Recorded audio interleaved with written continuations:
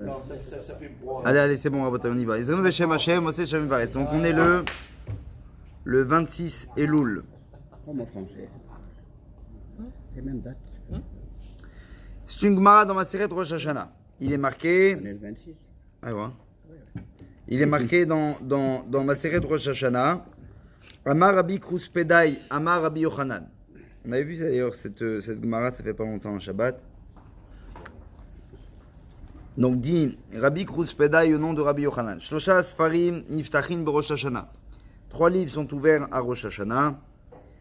Echad Shel Reshaim Gemurim. Un qui est celui des Reshaim Gemurim, des mécréants. Echad Shel Tzadikim Gemurim. Un autre qui est celui des Tzadikim. Et enfin, le dernier c'est lequel? Ve'echad Shel Benonim. Donc il y a le livre des mécréants, le livre des tzadikim et le livre de ceux qui sont entre les deux. Disent les commentateurs, Mouvan Me'elav, chez Boré Olam Eno Zakouk les Sifrei Analat Cheshbonot Kedei Lashiv et Maasav. Tzruutav et Trovotav Shel Kol Adam. Pourquoi Dieu a besoin de livres maintenant? C'est-à-dire quoi? Dieu c'est un... On a l'impression de voir ici un patron d'une industrie. Il faut qu'il fasse des notes absolument. Et donc il ouvre des livres et il met des étiquettes, il efface, il gomme, il remarque, il écrit. Qu'est-ce que ça veut dire? Alors il y a un livre qui s'appelle le Sefer HaChinuch, dans lequel là-bas on fait l'énumération de toutes les mitzvot de la Torah. Et là-bas, hein, il est marqué la chose suivante.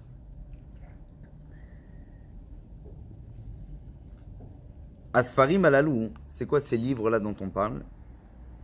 Que ce soit le livre des tzadikim, des justes, des mécréants ou de ceux qui sont entre les deux, quand est-ce qu'ils sont écrits et qui les écrit exactement? À cela les sages disent comme ça. Et Achad HaEsberim, l'une des explications, c'est Rabbi Yaakov Yosef Katz, Mipolna'a. Donc Rabbi Yaakov Yosef Katz de Pologne qui disait, c'était l'un des élèves lui d'ailleurs du Baal Shem Tov, il a écrit l'un des premiers livres de la Chassidoute qui s'appelle Toldot Yaakov Yosef.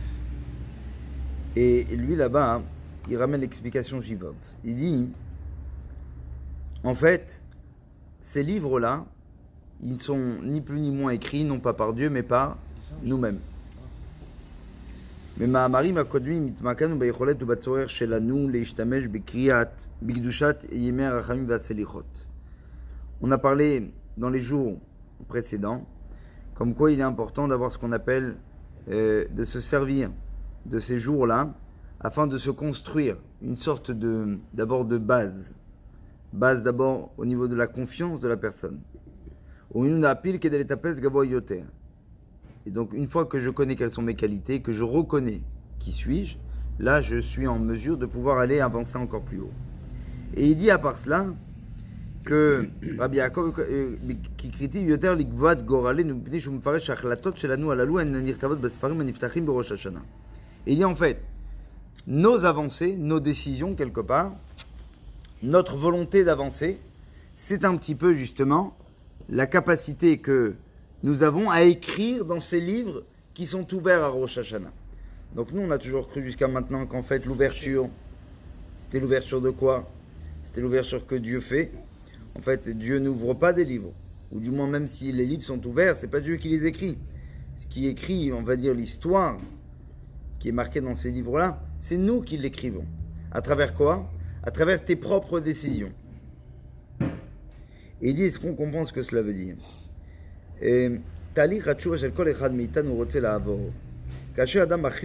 Quand une personne a fait une décision, après une décision, il veut évoluer, il veut avancer. Il va tenter du moins de rendre le contexte qu'il a chez lui de la façon la plus, comment dit-on, la plus, on va dire la plus juste, La plus bénéfique pour lui. Exactement, de faire en sorte que sa décision qu'il a prise de vouloir avancer, eh bien il va tout mettre en exergue, si vous voulez, dans son quotidien, dans son programme, même journalier, pour faire en sorte d'y arriver. Enfin, il dit « En ou oto adam she'alif nechen, zi ou adam chadash » quand quelqu'un choisit véritablement de changer tout ce qu'il a, il devient un nouvel homme. De fait, Kachem Irtam Basefer Miu Oto Adam, Ashkodvim Oto Basefer Achaim. À partir du moment où un homme il est neuf, alors c'est comme si qu'il s'inscrivait dans quoi? Dans le livre de la vie. Parce que c'est comme une sorte de nouvelle naissance. Exactement. Et donc c'est ça quand on dit Sifrei Chaim, les livres de la vie est ouvert, c'est qu'on fait place ici aux nouvelles décisions qui sont en fait les créateurs des nouvelles personnes. Et donc il dit ou Adam shevin et mashmaut achaim velachen u katuv besefer achaim achlatot shelanu biyamim eluen akovot beze sefer nirtav. Ouais, si vous avez compris, je sais pas si c'est marqué dans le portable. Je sais pas si c'est marqué dans le portable ce que je vous dis, c'est qu'en fait prendre une nouvelle décision, c'est pas décider d'avoir évolué, c'est ce qu'il dit. Il dit prendre une nouvelle décision, c'est d'avoir décidé d'être finalement un homme cette fois-ci vivant. Prendre des décisions, ok, prendre sur soi le fait de dire je décide dorénavant, c'est la plus grande difficulté en fait. En général, c'est ça qui fait le plus peur aux gens, c'est de prendre une décision. Moi, je me rappelle que le Rav, vous vous rappelez le Rabbi de Kalov qui venait, il était d'ailleurs venu ici, il était venu dans d'autres, la demande de Kalov, il était venu aussi dans d'autres communautés. Je me rappelle quand je traduisais à côté, à chaque fois il disait aux gens prends sur toi, tu vas faire 2 pages de Gemara, prends sur toi de finir ta Gemara, prends sur toi de mettre le tzitzit, prends sur toi de faire Shabbat à telle femme, prends sur toi de couvrir la tête. Et plein de fois d'ailleurs, je lui dis mais pourquoi vous leur demandez ça? C'est trop dur pour eux, ils n'arriveront pas. Il lui dit non, ce qui est dur, c'est pas de faire, c'est de prendre sur soi. Il m'a dit mais quand quelqu'un, au moment, il décide de prendre, après, c'est Dieu qui l'aide à faire. Mais la plus grande difficulté de l'humain ne se situe pas dans le fait de devoir faire ce qu'il a décidé, mais de prendre surtout la décision. Quand un homme a pris la décision, alors après c'est Akadosh Baruch Hu qui l'aide véritablement à le faire. Et donc ici il dit que quand un homme décide à Rosh Hashanah d'un changement, il décide d'une évolution, il fait partie, c'est ce qu'on appelle d'un monde neuf. Et c'est ça le livre de la vie. Parce que dorénavant il est vivant. Il sort finalement du quotidien d'avant. Il y a un changement. שלושה ספרים חלקים נקיים עומדים לפתר בשמרו.